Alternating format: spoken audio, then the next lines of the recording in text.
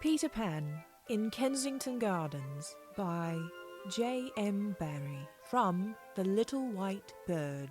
Copyright 1902 by Charles Schreiberg Song. Read by Breanna, Danielle. Contents: Chapter 1, The Grand Tour of the Gardens. Chapter 2, Peter Pan. Chapter 3, The Thrush's Nest. Chapter 4, Lockout Time. Chapter 5, Little House. Chapter 6, Peter's Goat.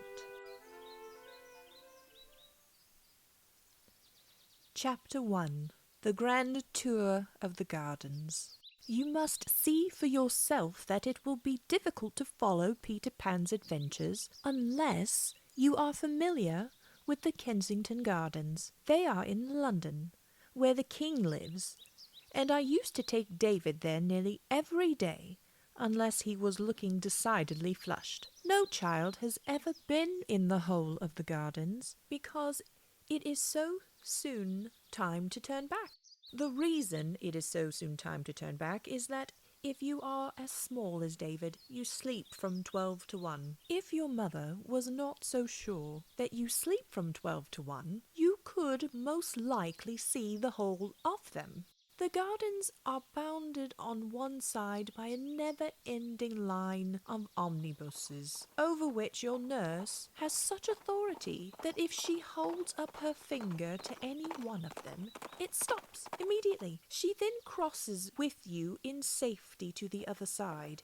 There are more gates to the garden than one gate, but that is the one you go in at, and before you go in you speak to the lady with the balloons who sits just outside. This is as near to being inside as she may venture, because if she were to let go her hold of the railings for one moment, the balloons would lift her up and she would be flown away. She sits very squat, for the balloons are always tugging at her, and the strain has given her quite a red face. Once she was a new one, because the older one had let go, and David was very sorry for the old one, but as she did let go, he wished he had been there to see. The gardens were a tremendous big place, with millions and hundreds of trees. And first, when you come to the figs, but you scorn to loiter there, for the figs is the resort of a superior little persons, who are forbidden to mix with the commonalty, and is so named according to the legend, because they dress in full fig. These dainty ones are themselves contemptuously called figs by David and other heroes, and you have a key to the manners and customs of this dandical section of the gardens when I tell you that cricket is called crickets here. Occasionally a rebel fig climbs over the fence into the world, and such a one was Miss Mabel Grey, of whom I shall tell you when we come to Miss Mabel Grey's gate. She was the only really celebrated fig. We are now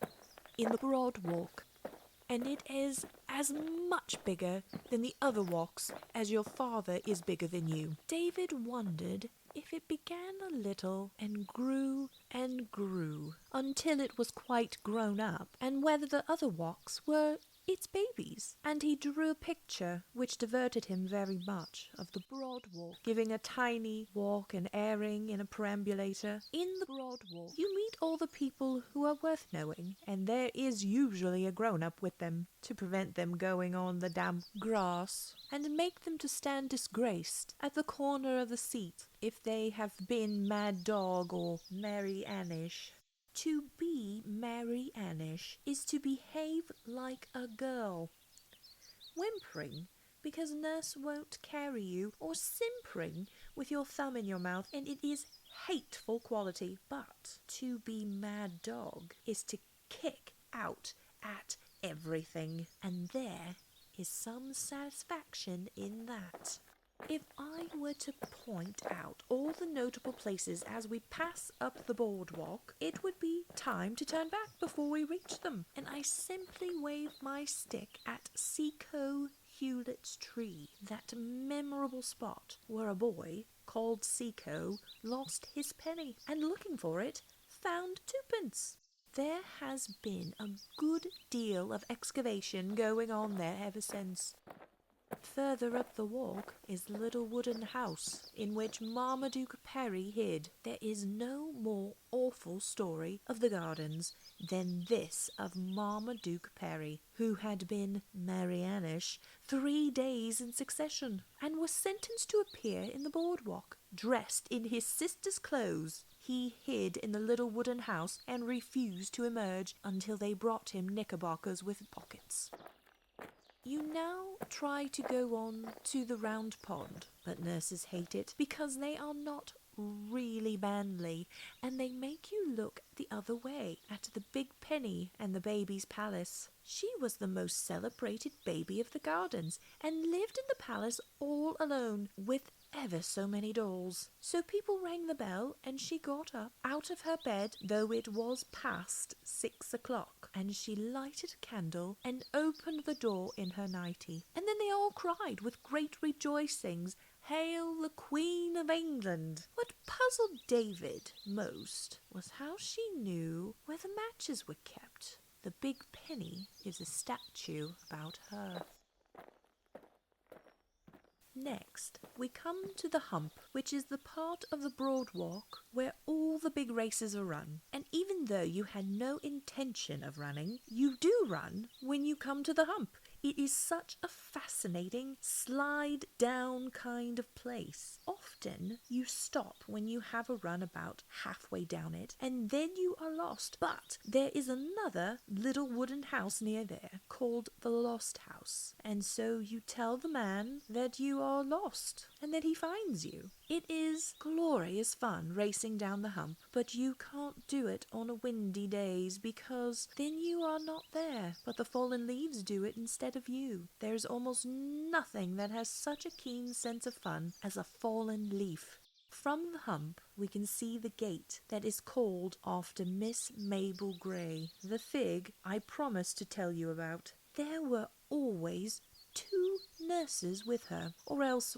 one mother and one nurse, and for a long time she was a pattern child who always coughed off the table and said, "How do you do?" to the other figs, and the only game she played at was flinging a ball gracefully and letting the nurse bring it back to her. Then, one day, she tired of it all and went mad dog, and first, to show that she was really mad dog, she unloosened both her bootlaces and put out her tongue east, west, north, and south. She then flung her sash into a puddle and danced on it till dirty water was squirting over her frock, after which she climbed the fence and had a series of incredible adventures, one of the least of which was that she kicked off both her boots. At last she came to the gate that is now called after her, out of which she ran into the streets. David and I have never been in, though we have only heard them roaring, and still she ran on and would never again have been heard of had not her mother jumped into a bus and thus overtaken her. It all happened, I should say, long ago, and this is not the Mabel Grey whom David knows. Returning up the boardwalk, we have on our right the baby walk, which is so full of perambulators that you could cross from side to side stepping on babies, but the nurses won't let you do it. From this walk, a passage called Bunting's Thumb, because it is the length, leads into Picnic Street, where there are real kettles and chestnut blossoms fall into your mug as you are drinking. Quite common children picnic here also, and the blossom falls into their mugs just the same. Next comes St. Gothas Well, which was full of water. Then Malcolm the Bold fell into it. He was his mother's favourite, and he let her put her arms around his neck in public because she was a widow, but he was so partial to adventures and liked to play with a chimney sweep who had killed a good many bears. The sweep's name was Sooty, and one day, when they were all playing near the well, Malcolm fell in and would have been drowned had it not Sooty dived in and rescued him, and the water had washed Sooty clean, and he now stood revealed as Malcolm's long-lost father. So Malcolm would not let his mother put her arm round his neck any more.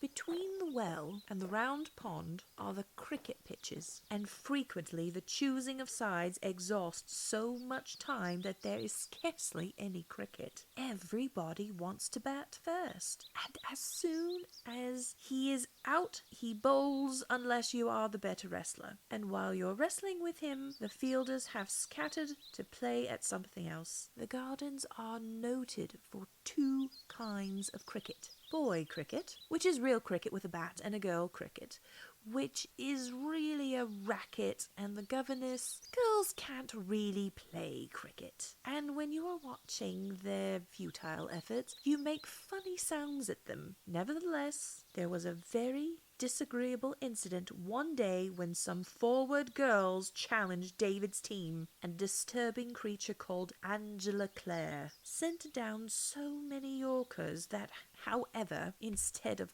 telling you the result of that regrettable match, I shall pass on hurriedly to the round pond, which is the wheel that keeps the gardens going. It is round because it is the very middle of the gardens, and when you are come to it, you never want to go any further. You can't be good all the time at Round Pond, however much you try. You can be good at the Broad Walk all the time, but not at the Round Pond, and the reason is that you forget. And when you remember, you are so wet that you may as well be wetter. There are men who sail boats on the Round Pond, such big boats that they bring them in barrows and sometimes in perambulators, and then the baby has to walk. The bow-legged children in the garden are those who had to walk too soon because their father needed the perambulator. You always want to have a yacht to sail on the Round Pond, and in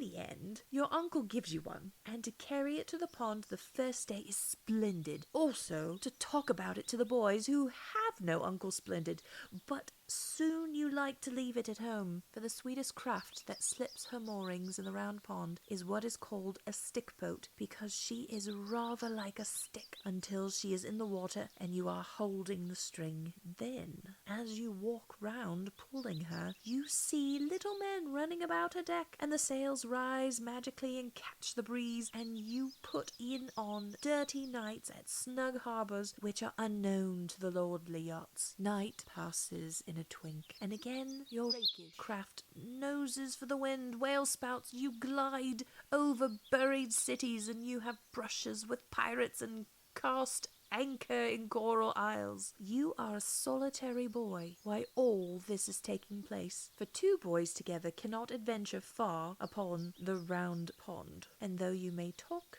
to yourself throughout the voyage, giving orders and executing them with dispatch, you know not when it is time to go home, where you have been, what swelled your sails. Your treasure trove is all locked away in your holds, so to speak, which will be opened, perhaps by another little boy many years afterwards. But those yachts have nothing in their hold. Does anyone return to this haunt of his youth because of the yachts that used to sail it?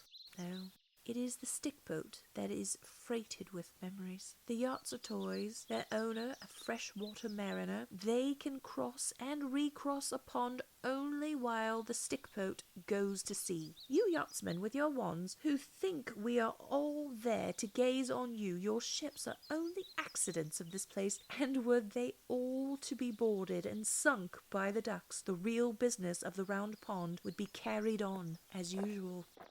Paths from everywhere crowd like children to the pond. Some of them are ordinary paths, which have a rail on each side and are made by men with their coats off, but other vagrants, wild at one spot and at another so narrow that you can stand astride them. They are called paths that have made themselves, and David did wish he could see them doing it. But, like all most wonderful things that happened in the gardens, it is done. We concluded at night after the gates close. We have also decided that the paths make themselves because it is their only chance of getting to the round pond. One of these gypsy paths come from the place where the sheep get their hair cut. When David shed his curls at the hairdresser's, I'm told, he said goodbye to them without tremor, though his mother has never been quite the same bright creature since. So he despises the sheep as they run from their shearer and calls them out tauntingly, "Cowardly, cowardly custard!" But when the man grips them between his legs, David shakes a fist at them for using such big scissors. Another startling moment is when the man turns back the grimy wool from the sheep's shoulders and they look suddenly like ladies in the stalls of a theatre. The sheep are so frightened by the shearing that it makes them quite white and thin, and as soon as they're set free they begin to nibble in